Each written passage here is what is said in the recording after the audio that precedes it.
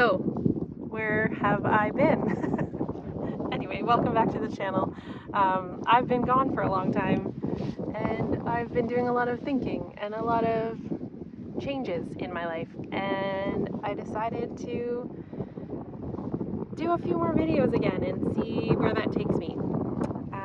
So, changes, I shall go through those today. I am down here at Elk Island Park, where I used to come a lot. One of the big changes here, no winter camping this year. So that is most unfortunate because that's where I did a lot of my winter camping on my videos. Other changes, let me walk through some of those with you. One of the big changes in my life is that I no longer have my bus. I love that bus. I do miss it, but my ideas of what my camping setup needs to be and my life has changed, and I couldn't bear to see the bus sort of sit there and take the back seat. So I'm happy to say the bus is with a family that will be able to go out on adventures and take their children on adventures, and they have some, you could say, health scares in their life, and so they wanted to be able to take their kiddos out, and that to me is the best life for the bus. And they have some amazing future plans, converting it to a 4x4, which is one of my dreams to be able to do for that bus. So yeah, so that's exciting. I'm happy. I don't regret it, and I'm just happy knowing that it's going to be well taken care of. So another change. Let me just swing you around. My mode of transport has changed. This is my everyday vehicle slash only camping rig slash do everything vehicle. Some of you who have seen my channel before might know that I had a different Jeep, so I will explain why now. Okay, so I had a 2018 Jeep Wrangler Rubicon, and it was a great rig, great for me. It was a standard vehicle, and it took me lots of places. I took it out on my trip to Vancouver Island last year, and it was fantastic. Then some things started to go wrong with it. The clutch started to squeak. The transmission started to slip a little bit. Just various things with an older vehicle, they do go. And looking back, I probably should not have purchased that vehicle, simply because I don't know how it was taken care of before. It could have been wheeled a lot, and I don't know what its history was. So looking at the dealership and working with the team there, they had this vehicle on their lot, and it was a 2023. I bought it last year in July in 2024. It was brand new on the lot. Nobody had picked it up. And so it comes with quite a few aftermarket add-ons, which I really liked, and it really appealed to me. So this is my new Sahara.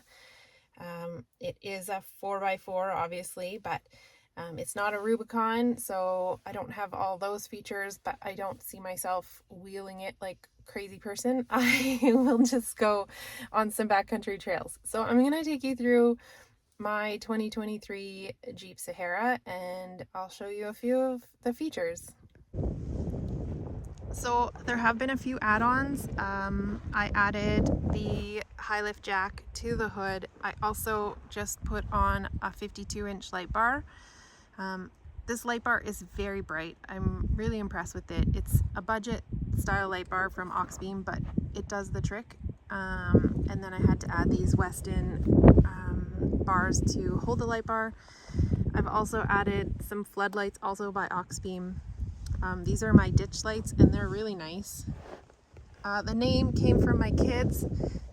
It is yellow, like the color of a canola field, so it came down to its name is Nola. It does come with a winch, which I liked on my last Jeep.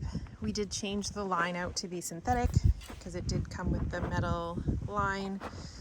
It's got a Go Rhino off-road package. It also has this really cool little drawer so I can keep some of my recovery gear in there. I didn't know that was there for the longest time. Shout out to Badge for finding that. It does have a lift on it with Fox shocks, and you can see in there, and then 35s on it. It did come with the skid, like the rock slider steps. I've added some storage on the back, so there's 4 of those mini MaxTrax on here. And then this was an addition. That is my existing shower tent from the other Jeep. And on the back, the problem I'm having right now, I do have a rack that goes on here, and I just had it on. I'm gonna put it back on, but the problem I'm having right now is this is supposed to be a heavier duty tire rack, which it is, but they did not go ahead and update the hinges. So it's starting to drop a little bit, and I'm having some trouble because it's rubbing right there. So I was just at the dealership. I was getting my oil change done, and I asked them to look at it. So they're going to look into whether or not it's something that they can adjust and maybe upgrade the hinges. Otherwise, I may have to get a steel bumper with the separate tire carrier to accommodate the tire. But I'm still working through that because I bought the Jeep like this off the lot with the bigger tires and the bigger tire rack. So I was interested in why I would have to pay to have the hinges done, because I don't think I think it should have been all done together. Anyway, that's a different story for another day. So I also added a table.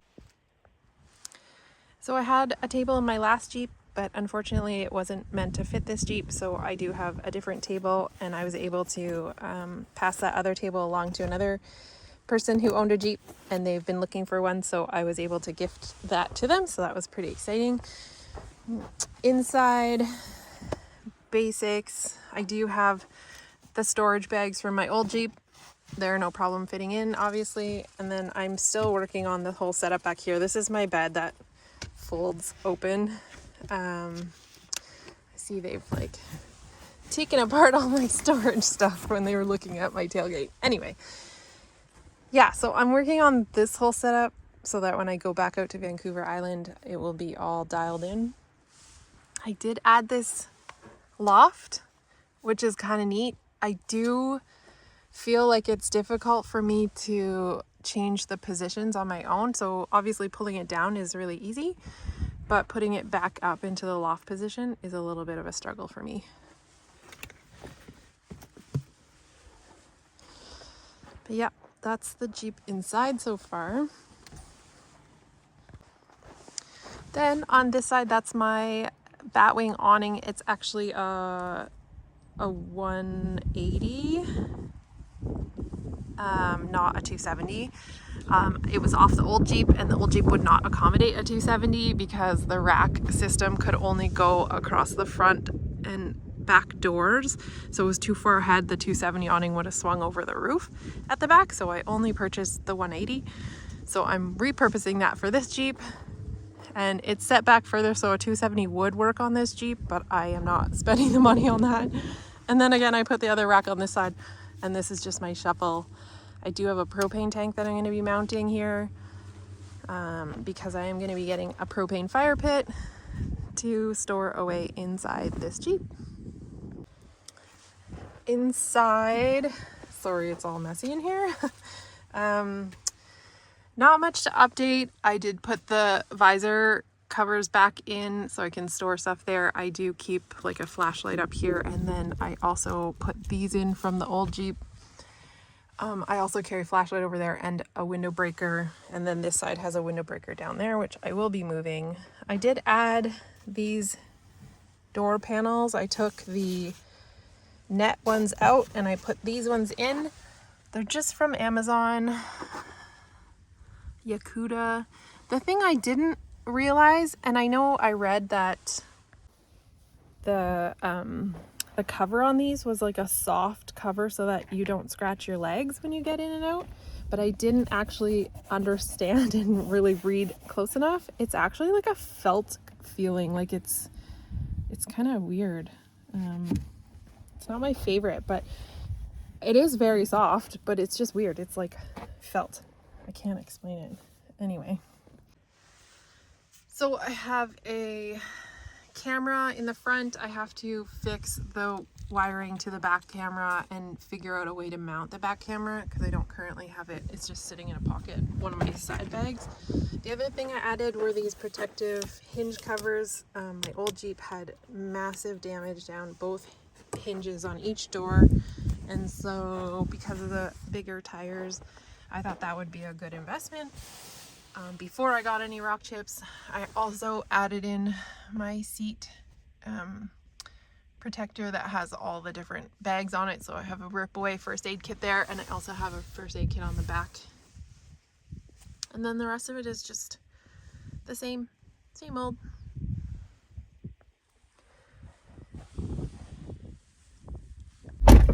Oh, it's a little bit chilly out there. It's nice to be back down here. I haven't been here for a long time.